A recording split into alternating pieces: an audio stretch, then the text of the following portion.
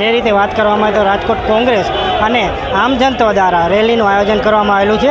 આપણે વધુ વિગત એમની પાસે જાણીશું. વૃત્તિના કારણે અને પૈસાની આંધળી ભૂખના કારણે ભારતીય જનતા પાર્ટીના રાજકોટ શહેરના કોર્પોરેટરો, ધારાસભ્યો, સંસદ સભ્યોએ ગેરકાયદેસર ઇમારતો, બાંધકામો, શોપિંગ સેન્ટર, ટાવરો જે ઊભા કર્યા, બીયુ પરમિશન વગર ઇમારતો ઊભી કરી, એની સામે કોઈ કાર્યવાહી નહીં કરવી અને ગરીબ લારી ગલ્લા, પાથરણાવાળા, રેકડીવાળા જે રાજકોટની રવિવારી બજારની શાન છે, આ તમામ લોકોને મ્યુનિસિપલ તંત્ર દ્વારા, મામલતદાર દ્વારા, સિંચાઈ વિભાગ દ્વારા લેન્ડ ગ્રેબિંગની નોટિસ આપી એ કઈ હદે આ મ્યુનિસિપલ તંત્ર અને રાજ્યની ભાજપ સરકાર એક ગરીબ વિરોધી, શ્રમજીવી, લારી ગલ્લા, પાથરણાવાળા વિરોધી બની ચૂકી છે એનો દાખલો છે. રાજકોટ શહેરમાં 68 કોર્પોરેટરો, 3 ધારાસભ્યો, સંસદ સભ્યો હોવા છતાં અને કોંગ્રેસના ધારાસભ્યો, સંસદ સભ્યો ખાસ નહીં હોવા છતાં મારે અમદાવાદથી આવીને આ લારી ગલ્લા, પાથરણાવાળા માટે લડવું પડે એ ભારતીય જનતા પાર્ટી માટે શરમનો વિષય છે. એટલે આજે મ્યુનિસિપલ કમિશનરશ્રીને આવેદનપત્ર આપવાના છીએ કે આ લારી ગલ્લા, પાથરણાવાળા એ રાજકોટના, સૌરાષ્ટ્રના, ગુજરાતના, દેશના નાગરિકો છે.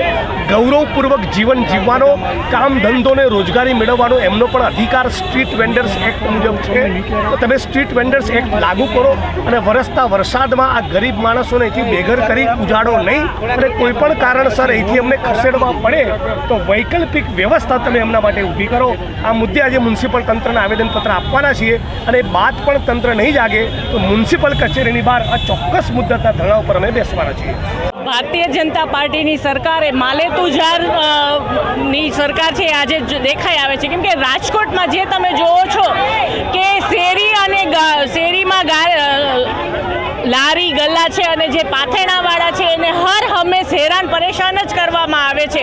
તમે જોશો કે ભારતીય જનતા પાર્ટીની જ્યાં દુકાનો છે, જ્યાં મોલો છે, એની તમે જગ્યા જોશો તો ત્યાં જો એ લોકોએ દબાણ કર્યું હશે તો કાંઈ વાંધો નથી, પણ જ્યારે આ પાથરણાવાળા કે રોજે રોજનું એ લોકો કમાય અને જે ખાવાવાળો જે ગરીબ અને મધ્યમ વર્ગ છે એને હર હંમેશા આ શાસક અને તંત્ર છે એને હેરાન પરેશાન જ કરે છે. ત્યારે આજે આ જે લારી ગલ્લા અને પાથરણાવાળા જે છે એને એ લોકો ત્યાંથી ઊભા કરવા માટે થઈ અને નોટિસ આપેલી છે. ત્યારે એક વિપક્ષ તરીકે હર હંમેશ લોકોની અમે સાથે રહ્યા છીએ અને તંત્રએ પણ આ લોકોને એક વૈકલ્પિક વ્યવસ્થા કરવી જોઈએ. એ લોકોને જ્યાં પણ એ લોકોની રોજીરોટી જે સરખી રીતે મળતી હોય ત્યાં એ લોકોને બેસવાની જગ્યા આપે એવી અમારી માંગ છે. તમે જોશો કે જ્યાં હોય ત્યાં ભારતીય જનતા પાર્ટીના શાસકો છે એ જમીન મકાનોમાં દલાલીની સાથે સાથે પોતે બચાવી પણ પાડે છે, તો ત્યાં એ લોકોને કાંઈ થતું નથી. જ્યારે આવા ગરીબ અને મધ્યમ વર્ગના લોકો ઉપર લેન્ડ ગ્રેબિંગની ફરિયાદ કરી અને એમની જે રહેવાની જે વ્યવસ્થા છે એને પણ એ લોકો જ્યારે પાડે છે ત્યારે આ ગરીબ અને મધ્યમ વર્ગના જે પ્રશ્ન છે એની સાથે અમે છીએ અને અમે એ લોકોને તાત્કાલિક ધોરણે વૈકલ્પિક જગ્યા મળે. જે ભૂતકાળની અંદર રવિવારની જે બજારના લોકો હતા, નાના કુટુંબો હતા, જે રોડ ઉપર આ તે બેસતા હતા, એને ટ્રાફિકને નડતરરૂપ ન થાય, શાંતિથી ધંધો કરી શકે એટલે રાજકોટના પૂર્વ કમિશનર નહેરા સાહેબે આ બધાને હાજી ડેમ પાસે જગ્યા ફાળવેલી હતી ને ત્યાં ટ્રાન્સફર કરેલા હતા કે તમારે રોજગારી ધંધો અહીંયા કરવાનો રહેશે આ જગ્યા ઉપર. હવે પ્રશ્ન એ ઊભો થયો છે કે ત્યાં આ લોકોના જે 6 આગેવાનો છે એને લેન્ડ ગ્રેબિંગની નોટિસ દેવામાં આવી છે અને એમ કહેવામાં આવે છે કે આ જગ્યા છે એ પ્રાઇવેટ માણસની છે. ત્યારે આ એક માત્ર અધિકારીઓની ભૂલ છે, એ નાના લોકો ઉપર નાખવાની વાત છે. અમારી વાત એ છે કે આ લોકોને જો તમારે અહીંથી ખસેડવા હોય તો અન્ય જગ્યા ફાળવી દેવામાં આવે. એના માટે આજે કમિશનરને રજૂઆત કરવાના છે.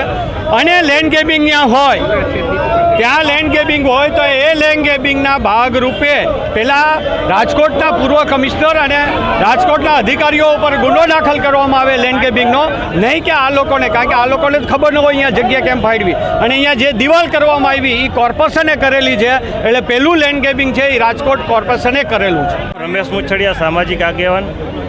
અને આજ રોજ અમે મ્યુનિસિપલ કમિશનર સાહેબને આવેદનપત્ર આપવામાં જવાના છીએ જે મુદ્દો છે કે જે 35-40 વર્ષથી મુદ્દો છે, જે લારી ગલ્લા પાથરાણાવાળો હોય, જે પહેલાં રામનાથપરામાં ત્યાં રવિવારી ભરાતી, ત્યાંથી લોકોને હેરાન પરેશાન કરવામાં આવ્યા. ત્યારબાદ 80 ફૂટના રોડ ઉપર, જે ભાવનગર રોડ ટચ 80 ફૂટના રોડ ઉપર, ત્યાં પણ રવિવારી ભરાતી, ત્યાં પણ લારી ગલ્લા પાથરાણાઓને હેરાન કરવામાં આવે છે. અને આજે આજી ડેમ પાસે ત્યાં પણ નોટિસ આપી, લેન્ડ ગ્રેબિંગની નોટિસ આપીને હેરાન કરવામાં આવે છે. એ લોકો તો એમનો વેપાર કરે છે, નાના નાના ઉદ્યોગ બિચારા રમકડા વેચીને એમનું ગુજરાન ચલાવે છે. એમના છોકરાને, બાળ બચ્ચાઓને આજે શિક્ષણનો યુગ છે તો એના બચ્ચાઓ ભણે, કાંઈક મજૂરી કરીને થોડાક 5 પૈસા કમાય તો એના બાળકો ભણે. પણ સરકારનો નારો હોવો જોઈએ, ગરીબી હટાવો. અહીંયા તો સરકારો, આ તાનાશાહી સરકારનો એવો નારો લાગી રહ્યો છે, ગરીબોને હટાવો.